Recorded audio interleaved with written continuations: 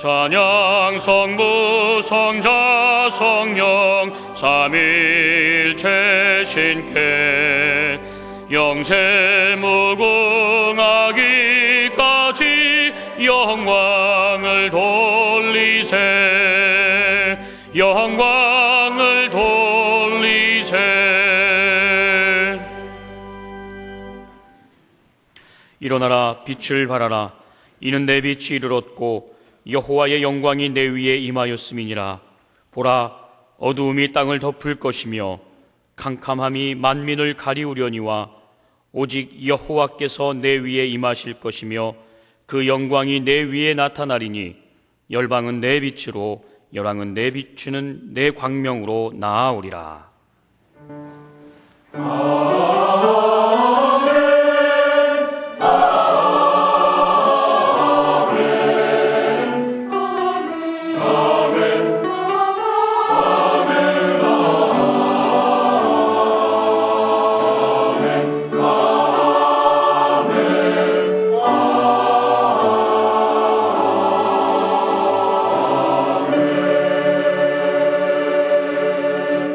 이 시간 하나님께서 우리에게 주시는 구약의 말씀은 시편 75편 6절과 7절입니다. 제가 가진 성경으로는 856쪽입니다.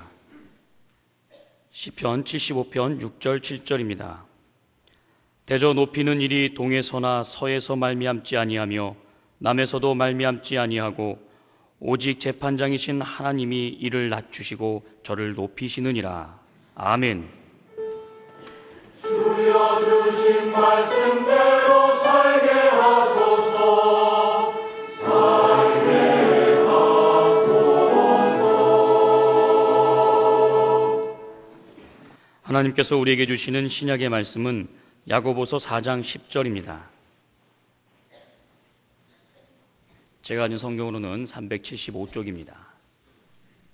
야고보서 4장 10절입니다. 주 앞에서 낮추라. 그리하면 주께서 너희를 높이시리라. 아멘. 오늘의 구약 본문 말씀을 다시 보시면 대저 높이는 일이 동에서나 서에서 말미암지 아니하며 남에서도 말미암지 아니하고 오직 재판장이신 하나님이 이를 낮추시고 저를 높이시느니라. 또 신약 본문 말씀은 주 앞에서 낮추라. 그리하면 주께서 너희를 높이시리라 하셨습니다. 또 잠언 사무엘상서 2장 7절을 보면 여호와는 가난하게도 하시고 부하게도 하시며 낮추시기도 하시고 높이시기도 하시는도다 했고요. 잠언 28장 20절 하반절을 보면 속히 부하고자 하는 자는 형벌을 면치 못하리라 했습니다. 이 말씀을 좀 확대하면 이렇습니다. 속히 형통하고자 하는 사람은 형벌을 면치 못하리라. 속히 성공하고자 하는 사람은 형벌을 면치 못하리라. 속히 출세하고자 하는 사람은 형벌을 면치 못하리라. 이렇게 확대할 수도 있겠습니다. 빨리 떼돈을 벌려고 하다 보니까 비정상적인 방법을 동원하게 되고 그것이 뇌물이고 그것이 연줄이고 그것이 이상한 방법이고 그러다 보니까 결국 형벌받는 사람들을 우리는 얼마나 많이 보고 있습니까? 다윗을 한번 생각해 보십시다. 믿음이 있고 그에 따르는 혁혁한 공적도 있으나 하나님은 그를 철저히 낮추셨습니다.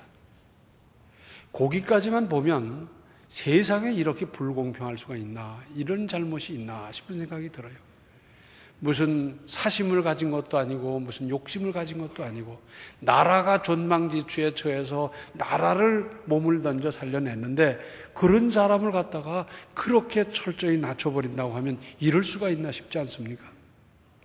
그건 우리 생각이고 다윗은 철저히 낮추셔서 목숨 하나 보존하기 위해서 죽을 고생을 하며 이리저리 피신해 다녔는데 그때 다윗은 믿음을 지켰습니다.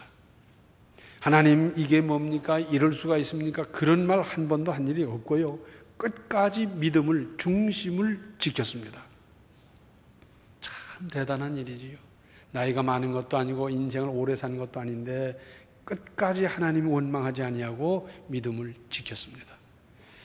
큰 그릇으로 쓰시려는 하나님의 훈련 과정이었습니다. 그것을 알았는지 몰랐는지 모르지만 좌우간 끝까지 믿음을 지켰습니다. 그런데 하나님께서 큰 그릇으로 쓰려고 그렇게 훈련 과정을 부과했더니 거기서 그 훈련을 못 이겨내고 중간에 탈락하는 사람들이 그렇게 많아요. 이런 비유가 가능할지 모르겠어요. 가령 육군사관학교 그러면 들어가기가 얼마나 힘듭니까? 공부도 잘해야 되고 신체도 건강해야 되고 사상도 온건해야 되고 갖출 게 그렇게 많아요. 뭐 그 몇 대 1을 뚫고 합격한다는 건 대단한 일입니다. 그런데 들어간다고 다 졸업하는 게 아니에요. 4년 동안에 엄격하고 힘든 훈련을 받다 보면 중간에 거기서 벌써 탈락하는 사람들이 꽤 있습니다. 그리고 졸업을 할 때는 그 감격 얼마나 대단합니까? 나라를 위해서 이 한 몸을 불태우겠다는 그 애국심에 불타면서 모자를 날릴 때는 전부 다 앞으로 나는 육군 참모총장이 되어서 나라 안보를 책임지리라 그런 생각을 하며 저 전방 소총소대 소대장으로 갑니다. 그런데 중대장이 될 때 벌써 몇 사람이 탈락이 돼요. 그건 여러 가지 원인이 있겠습니다만은 그렇게 돼요. 그 다음에 대대장이 되는 과정에서는 더 많이 탈락해요. 연대장이 되는 과정에서 더 많이 탈락하고. 그뿐입니까? 고등군사반, 육군대학, 국방대학, 국방대학원 하면서 여러 과정이 있는데 거기서 공부하고 훈련받으면서 또 탈락해요. 그런데 왜 이런 과정이 필요하냐면 탈락을 시키기 위한 과정이 아니고 더 우수한 인재를 발굴하고 육성하기 위한 과정이지 탈락시키기 위한 과정이 아닌데 중간중간 그렇게 탈락하고요. 그러다가 마침내 참모총장이 되는 사람은 한 기생이 하나 나오기도 힘들어요. 그 모든 과정을 잘 이수한 사람만이 참모총장이 되는 겁니다. 우리 신앙생활에 있어서도 그렇지 않습니까? 하나님께서 더 크게 쓰시려고 좋은 인재를 만들려고 어떤 과정을 부과했더니 거기서 시험 들어서 탈락하고 그 다음 첫 번째 관문은 통과했는데 두 번째 관문에 가서는 또 탈락하고 세 번째 탈락하고 네 번째 탈락하고 그러다가 마침내 하나님께서 참으로 좋은 일꾼으로 쓰실 사람은 많지가 않더라. 그렇죠? 다윗 사실은 목동 일대부터 하나님께서는 훈련시키고 계셨습니다. 아브라함은 어떻습니까? 하나님께서 언제부터 쓰셨겠습니까? 무서운 결단으로 본토 친척 아비집을 떠났습니다. 누구도 할 수 없는 결단입니다. 이 무서운 결단을 하고 갈 바를 알지 못하고 하나님만 믿고 떠나는데 그렇다면 그 다음부터는 부귀 영화가 막 철철 넘쳐나야 되는데 그렇습니까? 그때부터 아브라함은 연단이었습니다. 여러 과정이 연단을 거치는데 한두 번 삐끗한 경우도 있지만 전체적으로 잘 극복했더랬어요. 그러다가 창세기 24장 1절을 보면 아브라함이 나이 많아 늙었고 여호와께서 그의 범사에 복을 주셨더라 그랬어요. 이때가 언제냐면 이삭을 장가드리기 직전이에요. 그러니까 100세에 이삭을 얻었고 이삭을 장가드릴 때는 3, 40 그 나이쯤이다라고 생각하면 아브라함의 나이 130, 40세였을 겁니다. 아브라함이 175세에 세상을 떠났기 때문에 그러고 보면 아들을 장가드리고 손주를 보면서 정말 하나님께서 그의 범사에 복을 주시면서 넉넉하게 형통하게 막힘없이 지났던 시절이 그때였어요.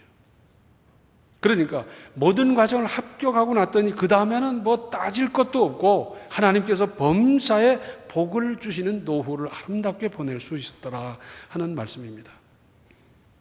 선지자들은 어떻게 임명을 받았습니까?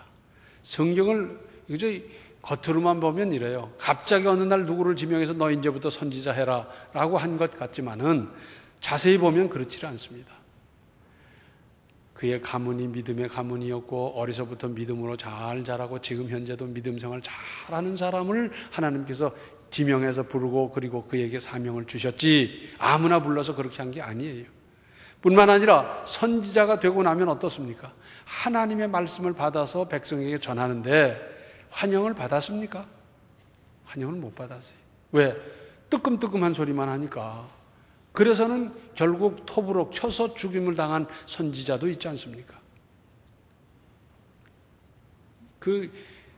옳지 못한 선지자들은 그렇게 많았지만 제대로 하나님의 말씀을 전하는 선지자는 많지를 않았고 고난의 연속이었습니다. 그런데 그분들의 하늘나라의 상급은 얼마나 많았겠습니까? 사울을 한번 생각해 보십시다. 이스라엘 백성들이 이제 가나안에 들어가서 정착하면서 사사시대를 지나다 보니까 옆에 나라들이 왕이 있어요.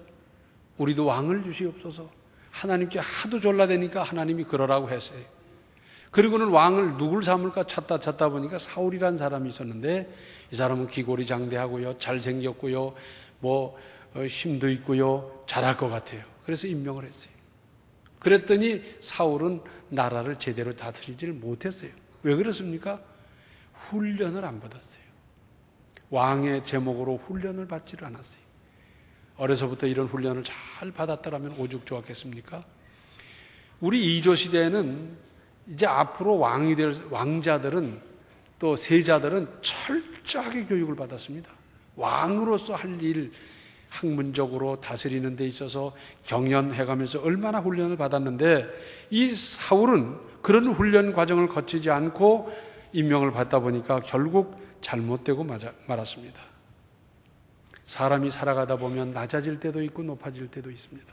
그런데 낮아질 때, 즉 어려워지고 힘들고 고단하고 여러 고통이 따를 때, 그럴 때 시험에 들지 않도록 조심하십시오. 그런가 하면 잘 되고 형통하고 높아질 때 더 정신 차려야 합니다.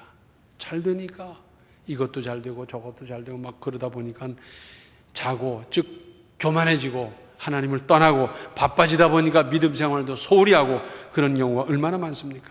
믿음을 그때 더 잘 지켜야 합니다.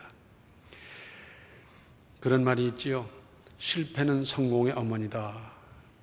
이 말은 성공이 쉽지 않다는 말이기도 하고요. 실패했을 때 그것을 교훈으로 삼을 수 있느냐 하는 겁니다. 왜 실패를 했는지 그걸 하나하나 철저하게 분석을 해보고 그리고 그것을 교훈으로 삼고 그 경험을 잘 활용하고 하면 그 다음에는 성공할 수 있지만 이걸 못하는 사람은 실패로 끝나는 거예요. 그래서 그야말로 더 재기할 수 없는 사람이 되고 말지 않겠습니까? 재기할 적에 그것은 실패는 성공의 어머니가 되는 것 아니겠습니까? 또 젊어서 고생은 사서도 한다는 말이 있습니다. 젊어서 고생은 사서도 한다. 지금 세대에게 이 말을 하면 잘 통하겠습니까? 어떻게든지 좀 편하게 살아야 되니까 군대라도 빠지고 뭐라도 피해가고 뭐 이렇게만 힘쓰고 있는 이 세상 가운데서 이해가 안 될 겁니다. 그러나 이 말이 호소력을 갖는 게 뭡니까? 세대를 내려오면서 인생을 살아봤더니 맞아, 젊어서 고생한 것이 참 중요한 경험이었어. 이런 공감을 갖게 돼서 지금까지 이 말이 살아남는 거지, 틀린 말이라면 벌써 없어지고 말았을 거예요. 젊어서 고생한 가치가 있고 그러다 보니까 찾아가서라도 젊어서 고생할 필요가 있고요. 그렇게 하다 보니까 앞으로의 인생을 살아가는데 훌륭한 교훈이 되더라 하는 것 아니겠습니까? 예수님도요, 히브리서 12장 1절과 2절을 보면 이렇습니다. 이러므로 우리에게 구름같이 둘러싼 허다한 증인들이 있으니 모든 무거운 것과 얽매이기 쉬운 죄를 벗어버리고 인내로서 우리 앞에 당한 경주를 경주하며 믿음의 주여 또 온전케 하시는 이인 예수를 바라보자. 저는 그 앞에 있는 즐거움을 위하여 십자가를 참으사 부끄러움을 개의치 아니하시더니 하나님 보좌 우편에 앉으셨느니라. 예수님이 죄가 있습니까? 예수님이 잘못한 일이 있습니까? 하늘 보좌를 버리고 이 땅에 죄인의 모습으로 오셨다는 것 자체도 이건 기적 중의 기적입니다. 오셔서 뭘 하셨습니까? 아픈 사람 고쳐주고요, 하나님 말씀 증거하시고요, 누구한테 피해를 끼쳤습니까? 그런데 정죄해서 죽이는 겁니다. 그런데 십자가에 죽는 것도 죽는 것이지만 그보다 더 큰 고통이 있어요. 그건 뭡니까? 극악 무도한 사람을 십자가 형틀로 죽이는 건데 예수님이 거기 달리셨고 십자가에 못 박히고 보면은 6시간 내지 48시간 동안 그 고통 속에서 이제 지내다가 운명을 한다는 겁니다. 죽을 때 그냥 덜컥 죽어버리면 그건 오히려 나은데 그 십자가에서 그 끔찍한 고통을 겪고 뿐만 아니라 아래 사람들이 전부 다 저주하고 정죄하고 침을 뱉고 판단하는 그 모멸과 모욕을 받아가면서 예수님은 마침내 십자가로 돌아가셨는데 여기서는 뭐라 그럽니까? 개의치 아니하셨다. 그러더니 결국은 하나님 보좌 우편에 가셨다는 겁니다. 예수님 같은 분도, 죄 없으신 분도, 이 세상에 오셔서 복음을 증거하셨던 그분도 낮추다 보니까 무덤까지 낮추셨는데 우리 같은 사람은 낮춘다고 불평할 여지가 있겠습니까? 불평할 수도 없는 존재 아니겠습니까?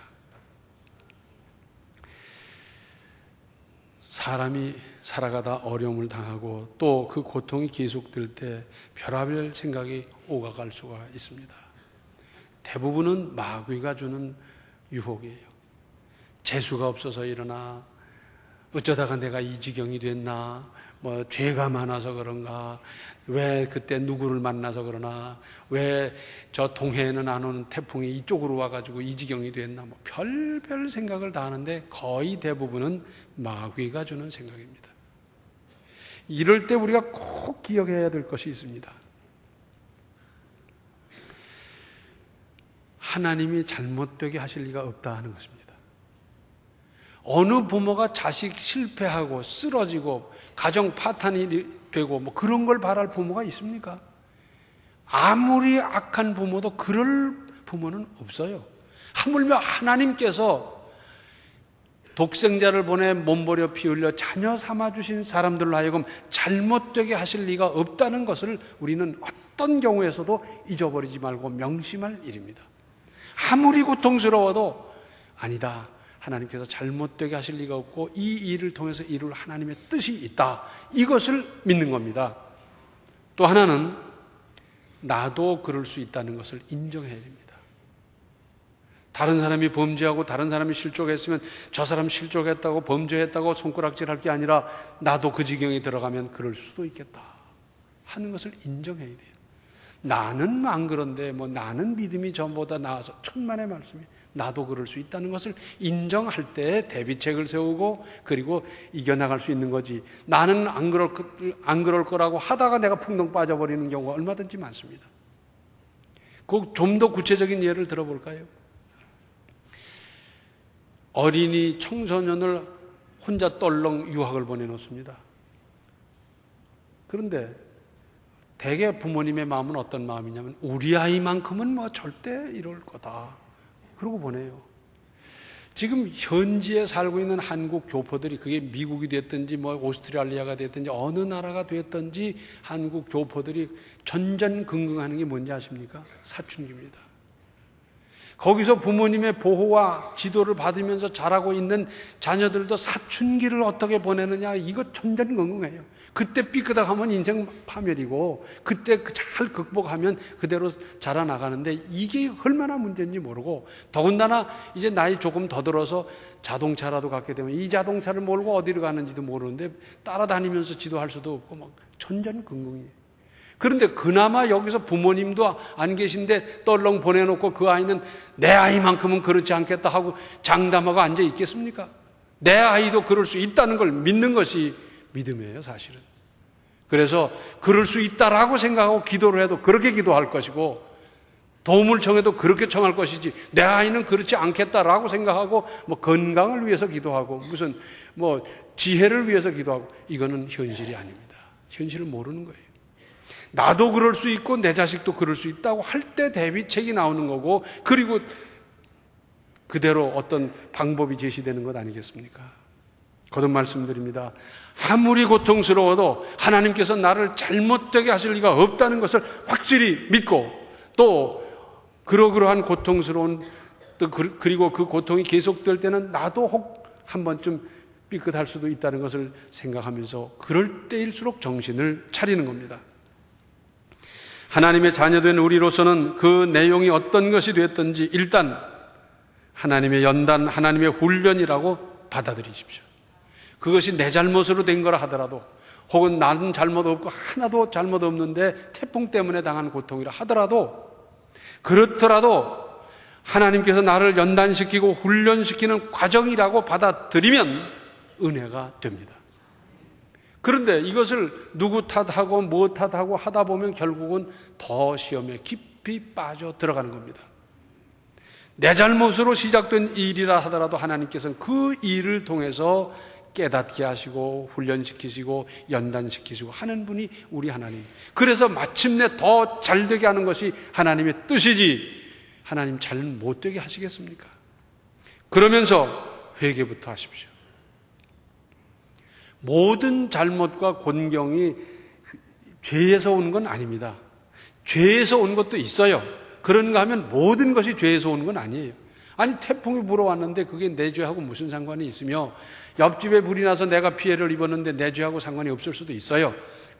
다윗이 죄가 없음에도 불구하고 연단을 받았던 것과 똑같은 원리입니다. 그러나 이런 때일수록 조용히 생각해 보세요. 내 죄가 있는지, 죄 때문인지 생각하며 깨달아지는 것이 있으면 회개부터 할 일이고, 차분히 하나님의 뜻을 헤아려 보면서 하나님의 도우심을 간절히 기도하는 겁니다. 하나님, 제가 끝까지 이 믿음으로 극복하고 이겨나가겠습니다. 그런데 하나님 아시다시피 저는 인내심이 부족하지 않습니까? 하나님, 끝까지 인내심을 가지고 믿음으로 극복할 수 있도록 저를 도와주시고 힘주시고 붙들어 주시옵소서. 그럴 때 하나님이 붙들어 주시는 거지, 뭐 될 대로 되지 뭐. 하나님 도와주실 수 있으면 도와주시고요, 뭐 안 되면 놔두시고요. 그런다면 이게 기도겠습니까?